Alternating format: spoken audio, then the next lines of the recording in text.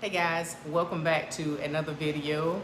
My name is Sabrina Henley, the host and founder of The Choice to Change TV.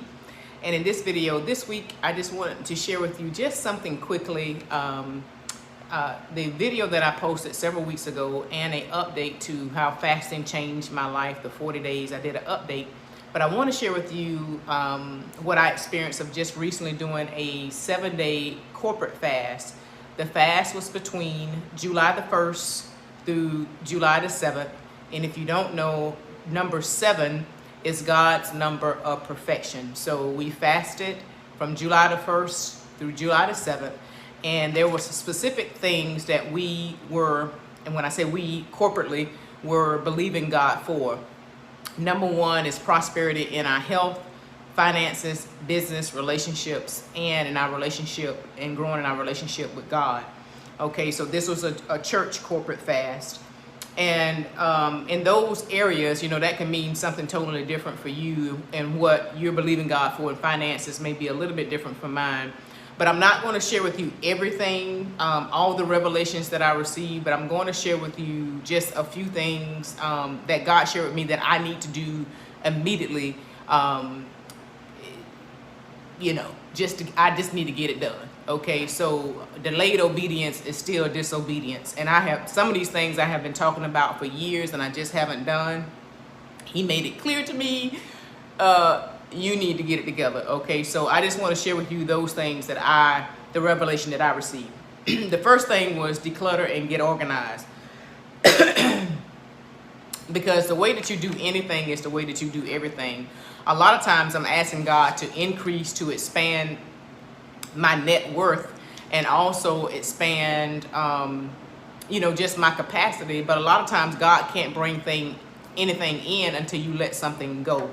So many times, excuse me, we have to release something from earth in order for something from heaven to be released to us. And so what that means for me is just really kind of going through. If you look over here to my right, if you could see it, you would see a basket full of clothes that I'm actually set aside to donate those things. Something as simple as that, going through a lot of papers and old books and those types of things, and just getting those things out of the way, and just making sure that I'm a good steward over what he's given me, and not trying to be a clutter bug or hold on to things that I'm not using. I live very lean. I live a very good life, but I live a very lean life. And what that means is I try my best not to be wasteful, because we have to understand that God is an economist. And so I try my best to make sure that I'm not wasting anything, whether that's food, clothes, or anything else. If I buy something, I just don't let it sit in the closet for years and don't wear it. It's going to get on my body really soon. And if it's not that I'm not going to wear it, then I try not to buy things like that. I try not to buy things impulsively, if that's what I'm trying to say. So, you know, I have to understand when you're called to a place of leadership, if your home life is messy, 9 times out of 10, your business life and your leadership life or strategy is going to be messy too, right? So how in the world can you expect to lead a great team and build this empire of wealth when your personal life has all these bags of trash, so to speak, that's in it that you need to remove? So that's one area that he spoke to me, and I just need to do it, because I've been saying this for a long time about getting organized and really getting things together and making sure everything is cleaned up. So, you know, even putting your hands on some documents, making sure that is done. One thing that has really brought me to just awareness, I always had an emergency bag pre-packed and set aside just in case I had to, for whatever the reason, just to have to leave in the middle of the night.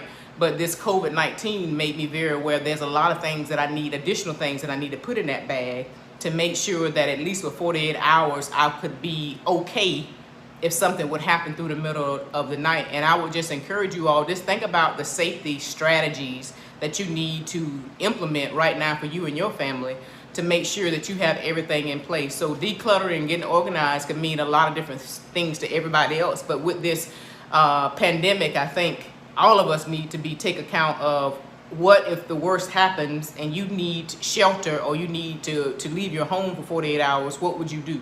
Just think about it. And maybe I'll do a video on that, what's in my suitcase in my bag. But nevertheless, Also, I always am wondering, is it time or is it okay for me to ask God for more? Is it okay for me to ask for more from God? And he said yes. And so I wrote my vision last year. I usually do it around October or November. But one thing he really encouraged me to go back and be very specific and be very detailed. The difference between a dream and a goal is that you set a timeline to it. And also really just taking that time to really hear from him, sit there and just, even if it doesn't sound right and it sounds crazy, just really write it down. And the Bible says in Habakkuk 2, I think it's chapter 2, verse 2 through 4, I believe it says, write the vision, make it plain. And so you need to write your vision out. But the one thing that I have I won't say include you, but I'm just saying me, I have a bad habit of doing is just keeping it out of my presence. You need to speak over your vision and pray over it every day. Your goals every day. What are the dreams that you have that you want to have manifest for 2020? And just because all the things that has happened in 2020 does not mean those dreams cannot come to pass. This is a time where we have to not reduce our dreams or discount the dreams. This is the time that we really need to exercise our faith muscle and increase our faith in order to make sure those things come to pass. So if you have set forth some things before God at the first of the year or the end of last year for 2020, and you saying, man, we're already in the 7th month of the year, I don't think these things are going to come to pass. I would say, don't decrease or discount the dream that God gave you. I would say now this is the time for you to increase your faith, okay? The third thing is, and I said this a little earlier, is just live as lean as possible. Listen, I have a very good life, and I am not wasteful. And I would just share with you, one time I was selling a home, and I was moving, and inside my freezer I had so much food I couldn't even give it away. And it was just because I was buying things and they would stick it in the freezer. You forget about it. It gets freezer burned. And so you had to throw things, I had to throw a lot of things in the trash. And I felt so bad because I realized how wasteful I was being. Now, and I have practiced this now for a couple of years now, I only buy what I eat throughout the week, whatever it takes for me to consume throughout the week. And sometimes that may mean me going back to the grocery store in the middle of the week, especially for fresh vegetables. Sometimes that means that I do buy in bulk sometimes when it's a good sale price, those things that's not perishable, or those things that I know that I eat on a regular basis. But I refuse to waste food. I refuse to just have food sitting in my pantry that I know I'm not going to eat. So that's one of the things about living lean. I believe that I'm called to be a kingdom fiduciary, and that means that I will underwrite the things that God has assigned with financial resources. And so in order for me to be able to give back, I need to be mindful of where I'm spending. And it doesn't mean that God doesn't want me to have a good life, because that's what he has provided for me. But at the same time, I can't be wasteful in my spending. Okay, and what is important to you to spend money on may not be important to me, and vice versa. So you have to determine what that is for you. And then the fourth thing was to optimize, maximize, and exploit relationships, always seeing in the realm of the spirit, where people are pitching from who wants to be in your life. So let's be real about it. Many times we're holding on to people who are just really sucking us dry.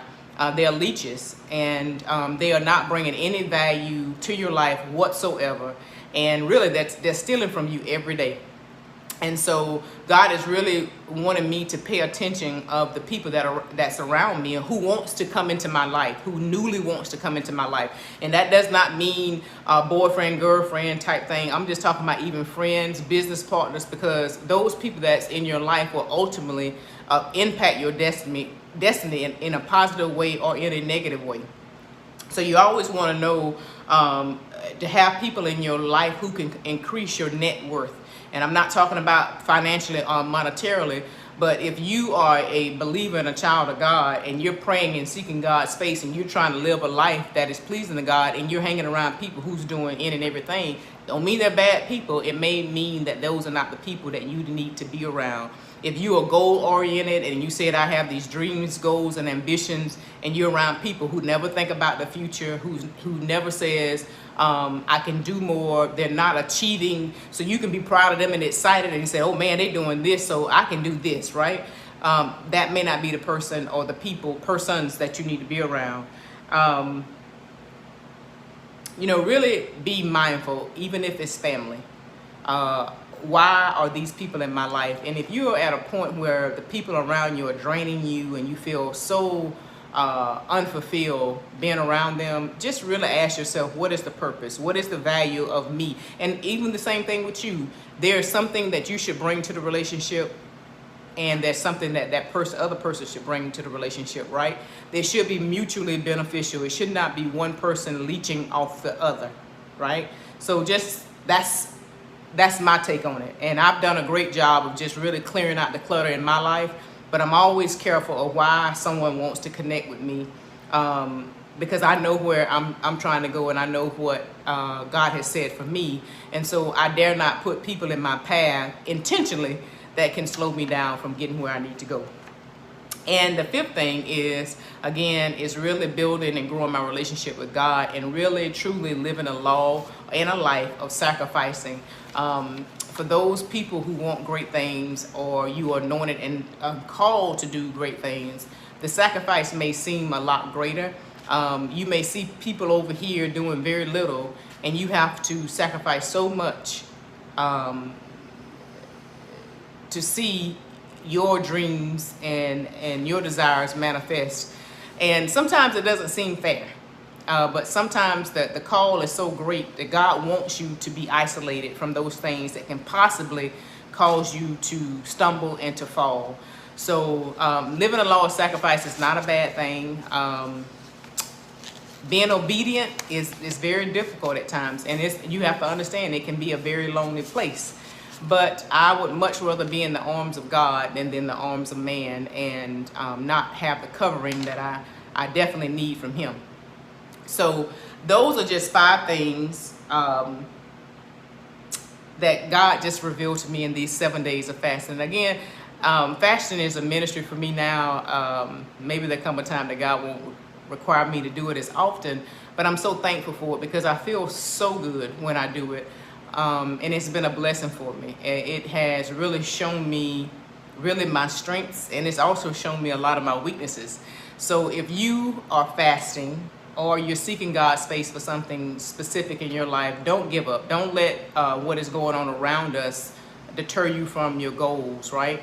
And so I just want to encourage you to always know that God is watching and observing what you're doing, and even the small things he sees. So even if you're sacrificing and you giving it all you got, God sees it all. So I just want you to stay encouraged in this season. Make sure that you do what it takes to make sure that you keep yourself aligned with God. This is a time that we really all can look at our lives and say, how can I cut the fat? What can I cut out of my life? Or who can I cut out my life in order to make sure that I'm doing and I'm on the right path that God has set me on? So if you like this video, which I hope you do, please make sure you like it.